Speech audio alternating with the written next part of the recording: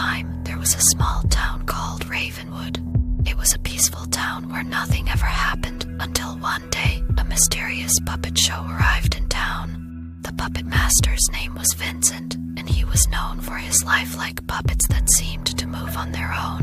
The townspeople were immediately enchanted by Vincent's puppets, and they flocked to the show every night. But there was something eerie about the puppets.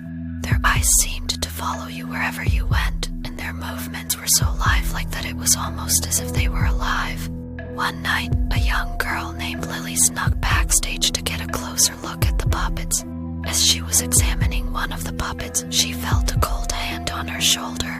She turned around to see Vincent staring at her with his piercing eyes. Lily," he said in a deep voice. "What brings you backstage?" "I just wanted to get a closer look at the puppets," Lily replied nervously. Vincent smiled at her. "I see. Well, why don't you come with me and I'll show you something really special." Vincent led Lily to a dark room filled with all kinds of strange contraptions.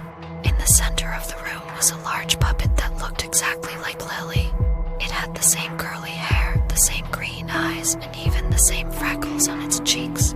"I call her Lily," Vincent said, pointing to the puppet. Lily stared at the puppet in disbelief. "How did you make it look so real?" she asked. Vincent chuckled. "Let's just say that I have a special talent when it comes to making puppets." As Lily was examining the puppet, she noticed something strange. The puppet's eyes seemed to be glowing, and its mouth was moving as if it were trying to speak. "Vincent, what's going on?" Lily asked, turning to face him. But Vincent was no longer there. In his place was the puppet master's puppet, and it was grinning at Lily with an evil glint in its eyes. Lily tried to run, but the door was locked. She was trapped with the puppet, and there was no escape.